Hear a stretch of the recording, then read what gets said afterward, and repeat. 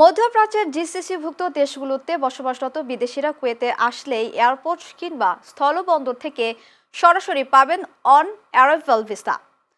১৯৮১ সালে সৌদি আরব, সংযুক্ত আরব আমিরাত, কুয়েত, কাতার, ওমান এবং বাহরাইন এই ৬টি দেশ নিয়ে গালফ কোঅপারেশন কাউন্সিল বা জিসিসি প্রতিষ্ঠিত হয়। দীর্ঘদিন ধরে কুয়েত তাদের পর্যটন খাতকে উন্মুক্ত করার পরিকল্পনা হাতে নেয়।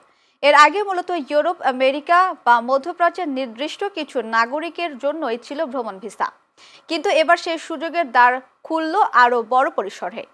নতুন সিদ্ধান্ত অনুযায়ী জিসিসি অঞ্চলের যে কোনো দেশে ন্যূনতম ৬ মাসের বৈধ রেসিডেন্স পারমিটধারী বিদেশি নাগরিকরা এখন থেকে কুয়েতে প্রবেশ করলে এয়ারপোর্ট বা স্থলবন্দরে সরাসরি পর্যটন ভিসা পাবেন। আর লাগবে না দীর্ঘ ভিসা প্রক্রিয়া, আগমনের সঙ্গে মিলবে অন অ্যারাইভাল ভিসা। এই পদক্ষেপকে কুয়েতের পর্যটন খাতের জন্য একটি বড় মাইলফলক হিসেবে দেখা হচ্ছে। কুয়েত সরকার সাম্প্রতিক বছরগুলোতে পর্যটন বৈচিত্র্যকরণের জোর দিচ্ছেন, আর এই ভিসা নীতি সেই প্রচেষ্টারই অংশ।